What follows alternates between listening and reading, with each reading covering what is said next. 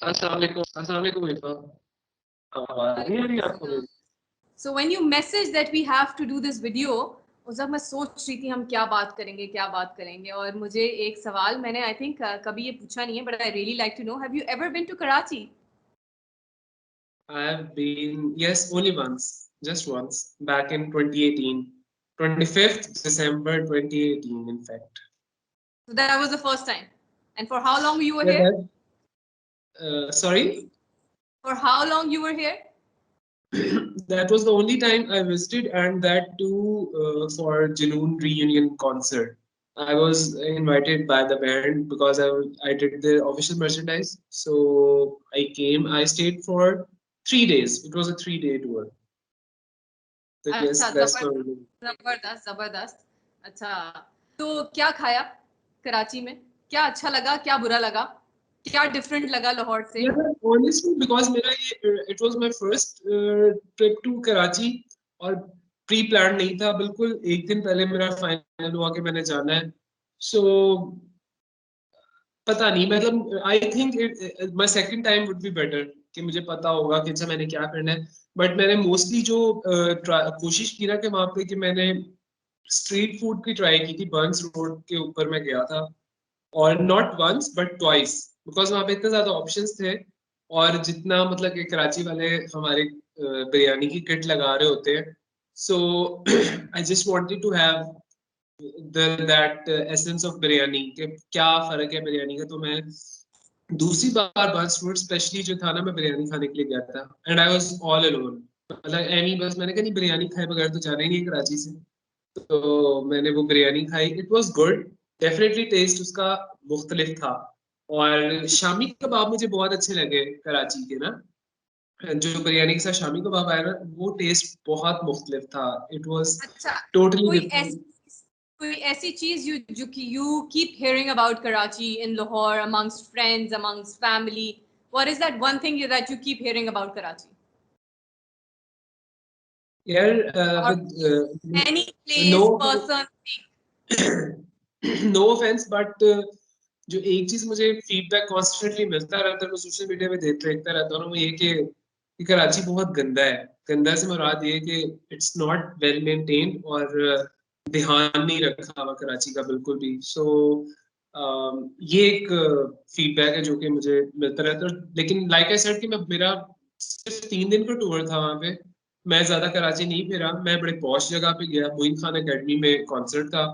तो Oh, just imagine कि मेरे लिए तो वो मतलब मुझे तो वो रियल कराची, तो अगर मैं बांस रोड पे जाऊं तो ऑब्वियसली वो तो जिस तरह अंदरून लाहौर है उसी तरह का बांस रोड था।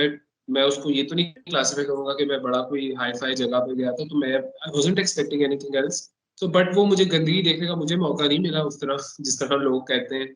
सो या आई वाज प्रीटी मच, क्योंकि मेरा पहला विजिट था, I wanted to have food. साफ सी बात है, बीइंग अ लाहौरी, मेरा जो मेन इंटरेस्ट था वो फूड था। जैसे ही कॉन्सर्ट खत्म हुआ उसके बाद मेरा मकसद ये था कि अगले 1-2 दिन जो है मैंने खाने ट्राई करने, और बस ये सीन था।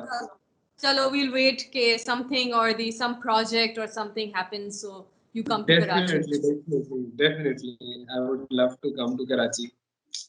Chalo, let's begin with our हम कहाँ Discussion. से थे episode or whatever we may call it. Yeah, because if I really wanted to have a discussion on हम कहाँ के सच्चे थे for several reasons, and I wanted to know your perspective.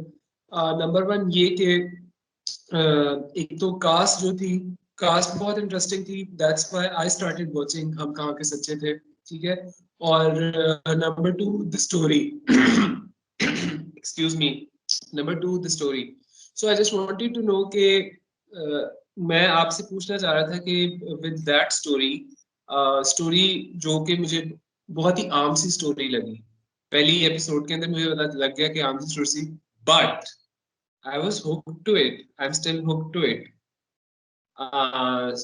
Maybe because of the performances, maybe because of the writing, maybe because of the direction. So ये चीज मैं आपका perspective जानना चाहूंगा कि आज कौन सी एपिसोड थी। आई डोंट, मुझे नंबर नहीं पता, पर आज लेटेस्ट एपिसोड थी। तो मैं I just want to know your perspective कि अभी तक जो हम कहाँ के सच्चे का के सफर है वो क्या है आपकी नजर में।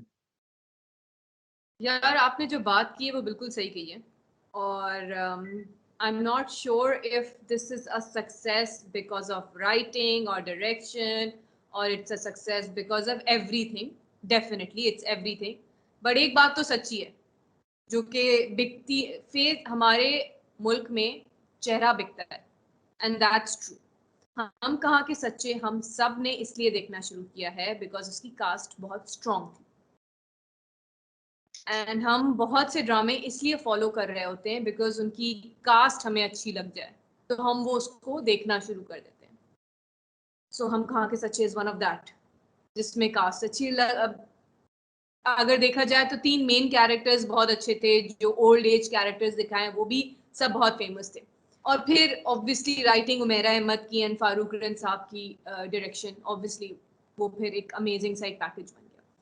जहाँ तक एक सिंपल कहानी है, दैट्स ट्रू, बट एक चीज जो बहुत इंपॉर्टेंट है वो मैं भी इसमें से मैंने लर्न की, तो हम बच्चों को अमूमन जो है ना कंपेयर करते हैं, यू नो, आपस में हमें भी बचपन में कंपेयर किया गया है, देखो इतना नहीं पढ़ नहीं रहे, फलाने की तरह पढ़ नहीं रहे, और ऐसे नहीं हो और ये नहीं हो, and which is not good. It gives a lasting impact on the child, and I think ये चीज उन्होंने एक बहुत अच्छी इधर उठाई है कि वो जो आपको बचपन में आपके दिमाग में डाली जाती है ना चीजें, वो रह जाती हैं रह जाती हैं रह जाती हैं, एंड इन दी एंड वो इतना ज्यादा यू नो वो इतना ज्यादा नेगेटिविटी आपके अंदर आ जाती है कि वो बड़े एज में आकर ना वो टॉक्सिक बन जाता है। बिल्कुल। So this is the meaningful context जो कि आप को मिला इससे, जो आपने like you said डेफिनेटली। जो आपने सीख।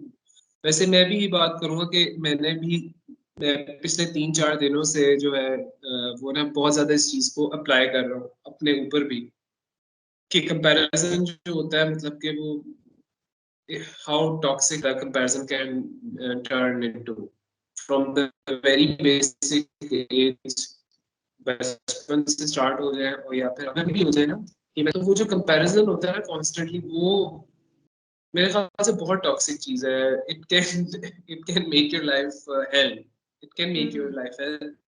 इस तरह के ड्रामे इस ड्रामे के अंदर भी दिखाया है। अच्छा, अभी आपने जिक्र किया, आपने कहा कि 3 मेन कैरेक्टर्स हैं और बाकी कास्ट, तो मेरे ख्याल से मुझे बाकी की सपोर्टिंग कास्ट भी बहुत पसंद आई।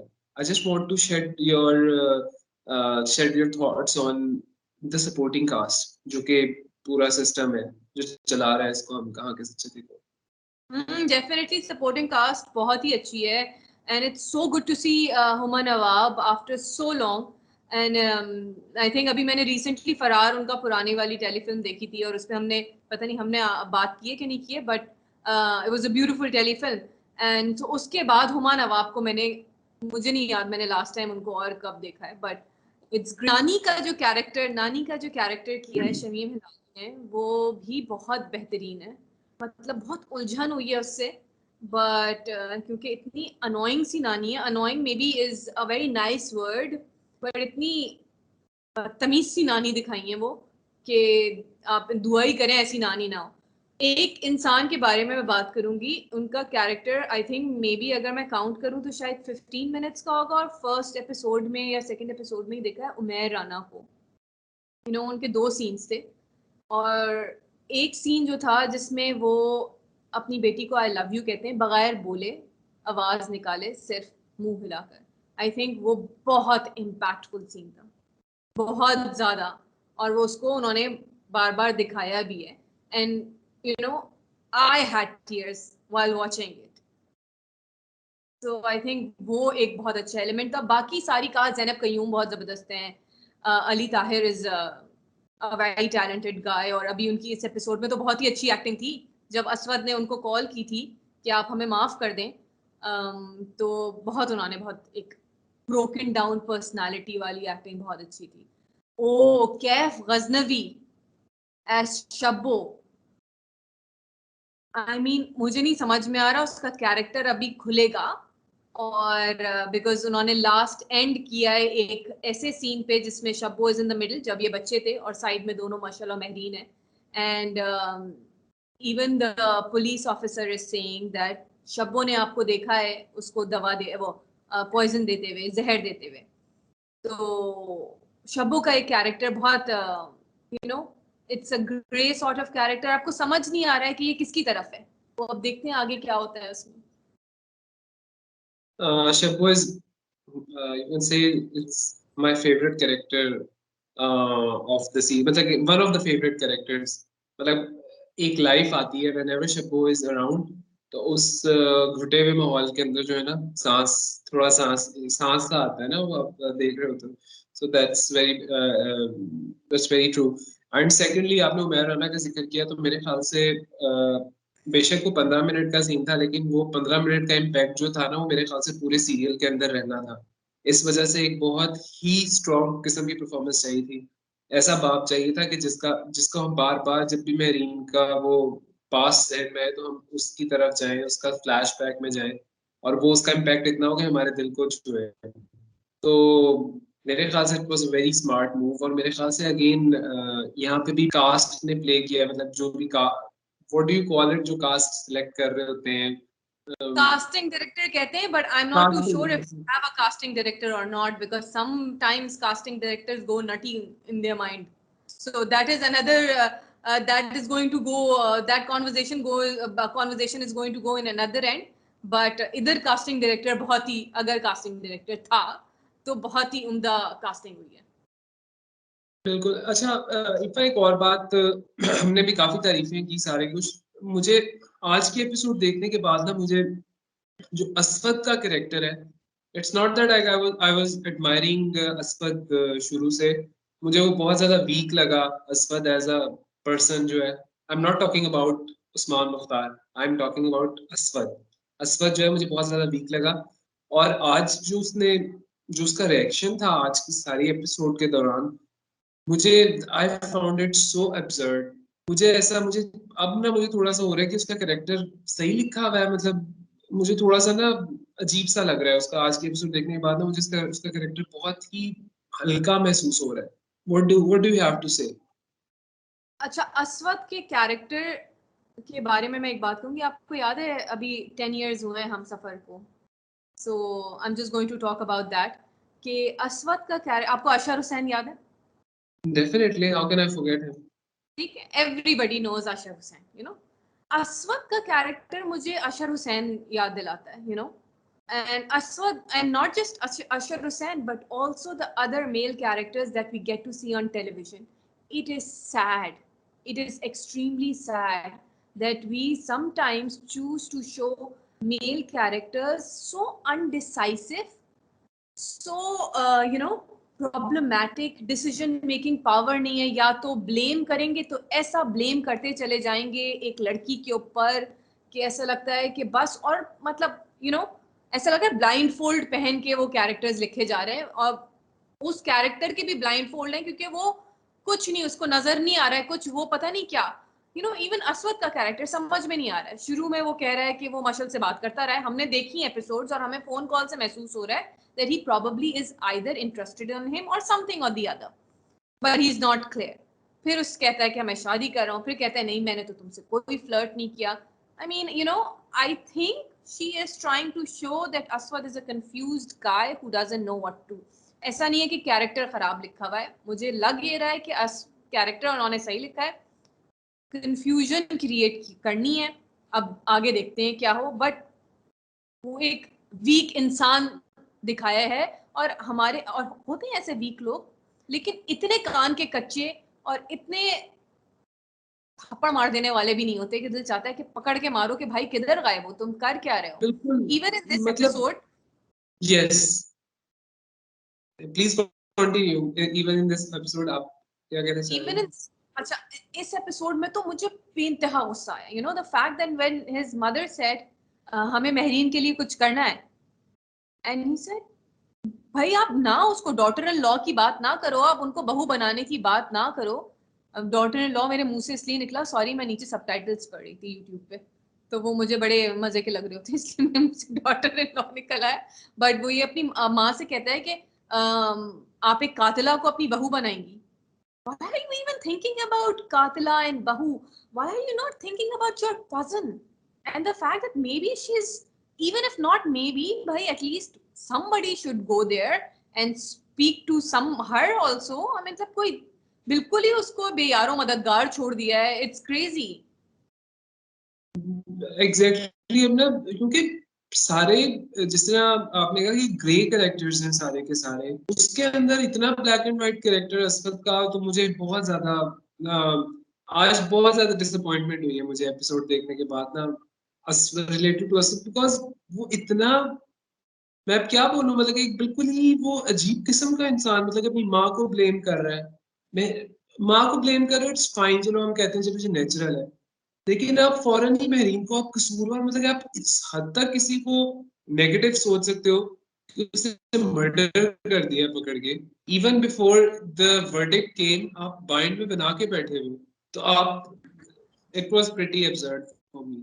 अच्छा ईफा, हाँ, हमने सारा डिस्कस कर लिया आज की जो हमारी डिसअपॉइंटमेंट है असद को लेके, बट एक जो मजे का करेक्टर है वो था खालिद मलिक का, जो पुलिस वाला था। तो I am a huge Khalid Malik fan, बहुत उनके रेडियो शो सुने हुए, तो उनको स्क्रीन पे देख के हमेशा से एक एक्साइटमेंट होती है। एंड ही वाज सुपर, मतलब उनकी एंट्री थी कोई, बहुत मजा आया उनकी एंट्री देख के, जो उनका करेक्टर था। आपका क्या कहना है इस बारे में, खालिद मलिक के बारे में?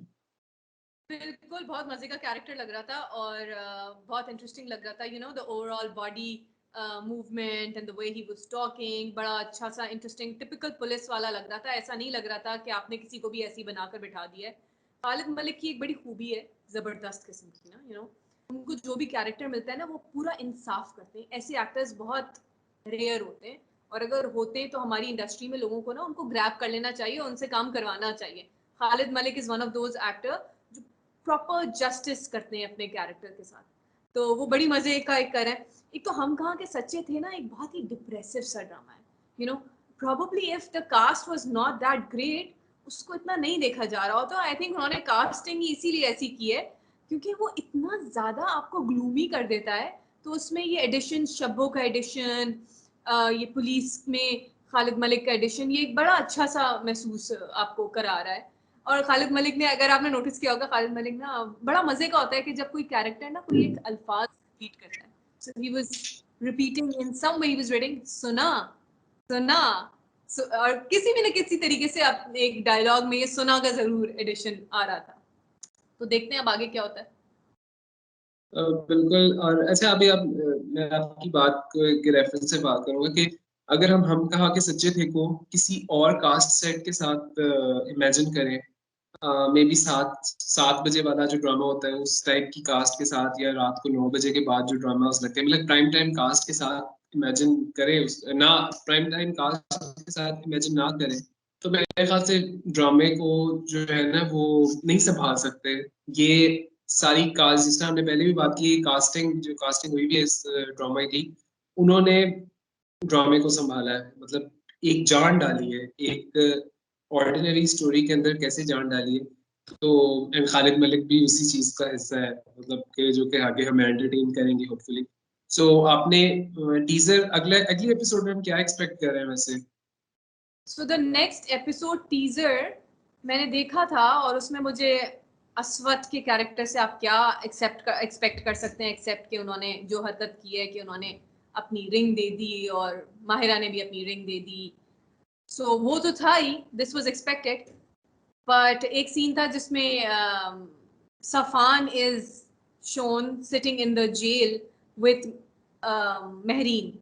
सो वो मुझे, और सफान, यू नो, हारून का जो सफान का जो कैरेक्टर हारून ने किया है, वो भी, Haroon has such a sweet nice face.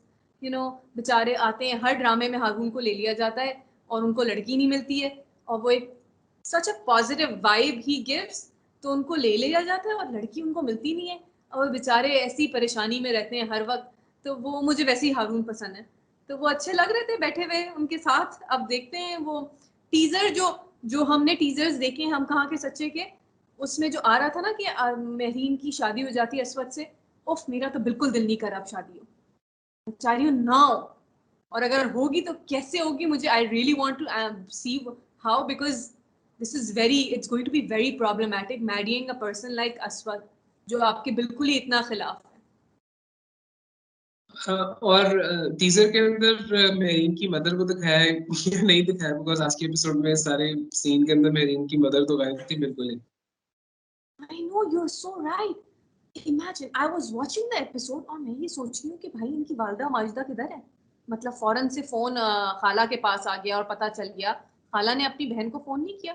I was just wondering, उनकी वालदा को मेरे ख्याल से 1 सेकंड के लिए एक सीन में दिखाया था, may be towards the end of the drama, बस वो एक म्यूजिक पे उनको दिखाया था और बस दैट्स अबाउट इट। और एक चीज मुझे बहुत प्रॉब्लमैटिक लगती है, I would just want to add over here, you know, I don't expect something like this from a bigger setup dramas where बच्ची की डेथ पे उनकी वालदा बैठी हैं ज़ैनब कयूम फुल मेकअप के साथ, there's a base, there's a proper lipstick going on, so I mean, you know, Pakistani television के ड्रामे हमेशा ऐसे रहे हैं जो बड़ा ख्याल रखते हैं इन सब चीज़ों का कि भाई किस मौके पे क्या होना चाहिए। अगर उनका मेकअप ना भी होता तो there is a no makeup technique also, everything's come out now, so उसको यूज कर लिया जाए तो बहुत अच्छा हो। Got it. चले हमने काफी अच्छा हम कहाँ के सच्चे थे का पूरा सफर हमने मेरे ख्याल से तय कर लिया आपके साथ आज। तो It is a very exciting drama and we are enjoying it, and who would not like to see Mahira on television यार, मतलब Mahira is our rock star, she's our superstar, मतलब हम सच बताओ हम ये माहिरा की वजह से देख रहे हैं ना। मैं माहिरा को मैं माहिरा का बहुत क्रेजी फैन हूँ। सो माहिरा को स्क्रीन पे देखना मेरे लिए एक बहुत बड़ी, वो एक डायलॉग भी बोलती है ना तो मेरे लिए वो इतना मेरे दिल को लगता है जाके, वो पूरा जो है ना दिल के आर पार होता है उसका वो हर डायलॉग जो है। आई वाज सेइंग कि हम मेरे ख्याल से हम अपनी डिस्कशन अगली जो है वो 4-5 एपिसोड्स की बात करेंगे। Let's see how drama progresses and then will come back to discuss I would love to discuss हम कहाँ के सच्चे थे again with you. So thank you so much Kifa for your time tonight. मजा आया डिस्कस करके। काफी ज्यादा एपिसोड्स थी, काफी सफर था, तो बस I just wanted to hear your thoughts, और मेरे अपने भी कुछ थे ख्यालात जो कि मैंने आपके साथ शेयर किए। So it was pleasure talking to you. इंशाल्लाह see you soon and till then thank you so much, बड़ा मजा आया, बात करते हैं, खुदा हाफिज।